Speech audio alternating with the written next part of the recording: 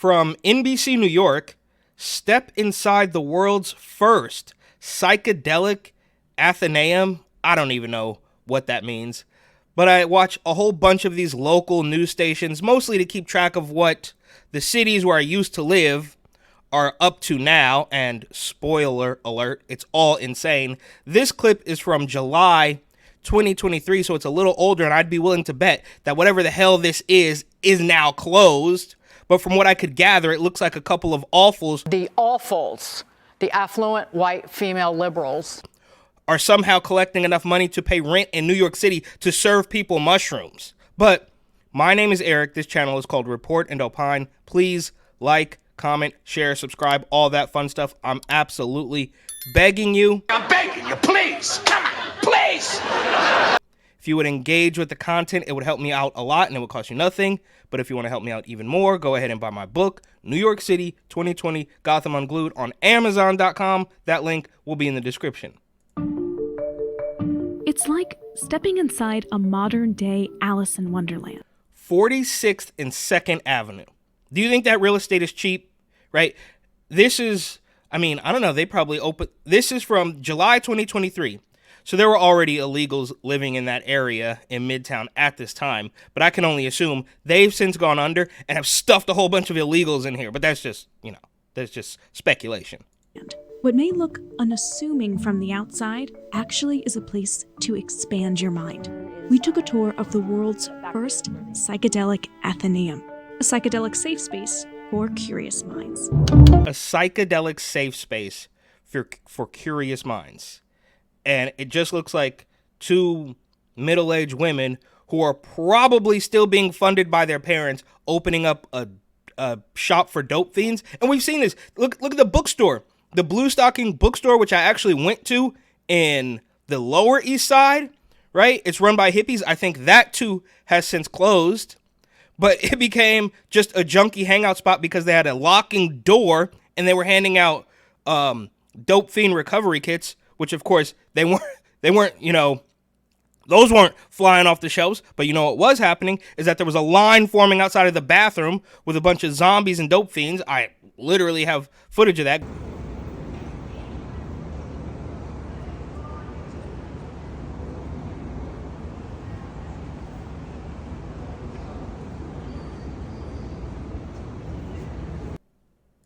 Welcome to the Athenaeum, presented by the Psychedelic Assembly. This is our psychedelic library, social club, and community center. So it is 1,000 square feet. Our psychedelic library, social club, and community center, it's just a junkie den. We have events here all the time, panels, lectures, author talks, book signings. So the Psychedelic Assembly, we are an organization that's dedicated to the conversation and education. Kat and Susie, right? This is a perfect example of two awfuls somehow funding an operation in Manhattan serving people dope. Of psychedelics, and we believe that by bringing people together to integrate these profound experiences through art, through education, through community, that it provides kind of a more holistic experience for one that is using psychedelics. As these things become legal, we just believe that it's very important to provide space and community for. But before we get more into that, let's rewind when it all began in the Amazon rainforest. Look, there's just no way, right? How is this happening? You can't look at something like this and then be confused as to why New York is completely collapsing. Is this the priority, right? You're going to let illegals run roughshod over New Yorkers and attack cops, and awfuls run dope shops while the real businesses are being thieved out of operation and fleeing the city? I moved to Peru in 2017. I worked with the Amaracayeri people, studying essentially ethnobotany, traditional plant medicine. I worked at an ayahuasca center for about 3 years. What I realized was that... Yeah, you should try to make it sound really serious. I lived in Peru. Like, you are a meme of yourself. Psychedelics can really help people, but the human container is critical. Having human connection and people to listen to and to talk to about these experiences afterwards is what. And maybe they don't know this, or maybe they do not. I'm not quite sure, but why would you do this in New York? Only to keep people on the brink of collapse and not paying attention to any of the realities surrounding them. Oh yeah, just get high on psychedelics, and then you won't know what the hell's going on. You won't know how much money you have. You won't care about the rent. You won't care about anything. Just your next fix. It really, really helps people heal. So how did you two meet? So we met at this retreat center. So after I had spent my time in the jungle, I came back up to Cusco, and that's how Kat and I met. We kind of immediately had this like, oh, we're gonna do a thing together. Then, like most situations in 2020, the COVID pandemic quickly changed their course. When the pandemic hit in 2020, I was in the Amazon, ended up having to evacuate the jungle pretty dramatically. Wait. When Rona hit, you were in the Amazon and you had to evacuate? Why in the world would you have to leave the jungle because of a pandemic? If anything, that would have been the safest spot, but it was all completely fake. And I guess she had been convinced that, I'm in the Amazon and the New Yorkers are coming down with Rona, so I guess I better go back there. What the hell is going on? The two parted ways. Kat headed to Manhattan, where she entered the environmental activism scene. By chance, Susie bumped into Kat at a demonstration held outside of the United Nations. A few months later, the idea for the Psychedelic Assembly was born. If you go around Manhattan, you see all the empty retail stores. I mean, there's only so many Duane Reeds that you can open, or banks. The space is owned by friend and landlord Michael Dubler.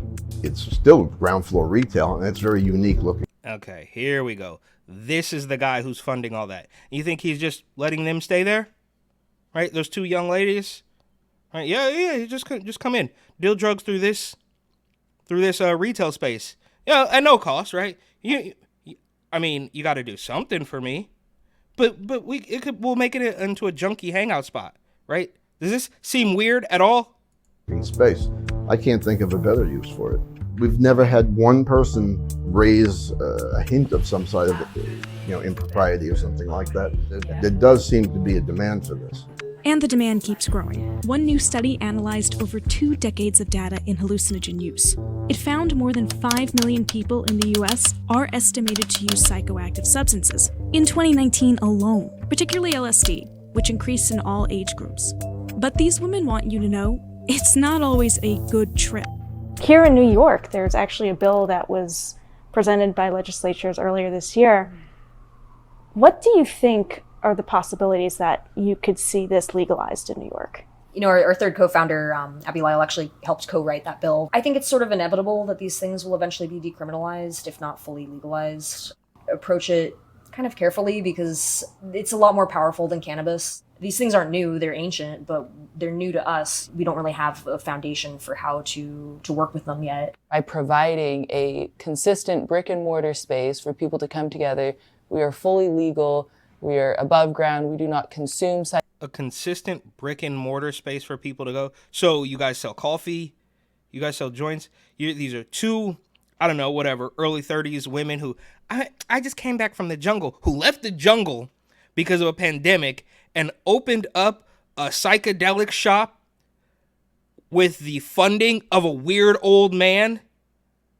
Oh, my word.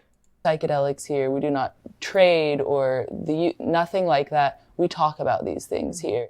A lot of these things are illegal. Stop. You talk about psychedelics and you sell a bunch of stickers and that's how you're paying the bills, right? And I hope there's not much time left, but we could hear more from the guy who's funding this entire thing, because it was obvious from the beginning it wasn't them. And they do let that guy in, but what? He's a owner of the building for many decades. It's passed down in the family. How are you making money, right? And what are they giving you in return? People are using them. Let's provide some sound information so people can know how often, what not to do, what is safe, what isn't. We provide fentanyl test strips because we know fentanyl is in a lot of things. Yeah, there you go again. That's a governmental win-win, right? So if there's no fentanyl in your dope, fine, you're going to be a zombie and do whatever we say. If there is fentanyl in your dope, then you tested it with the product that we gave you and we cut a backdoor deal for. So they will always win. And for years now, they've made these fentanyl test strips into like these amazing things, and obviously it's not. It's extremely dangerous. So by providing materials that the community, for free, that the community can access to stay safe. And as someone who's new and curious about the world of psychedelics, this is a great place, I felt, for me to start. Can't speak to this, but I am sure that psychedelics are all over the city, which makes it a little scarier to say, who am I going to speak to? Where's the community where I can feel safe? In Midtown, I'm Linda Gaudino. And look at all these awfuls, right? You have the awful reporter, you have the awful first member, you have the awful co-founders, right? And their brains are all fried.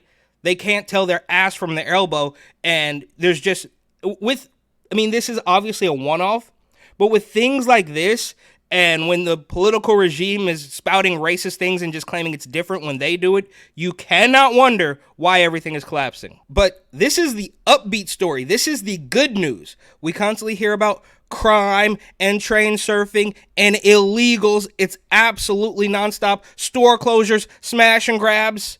But on the plus side, there is a dope den that has opened up in Midtown Manhattan.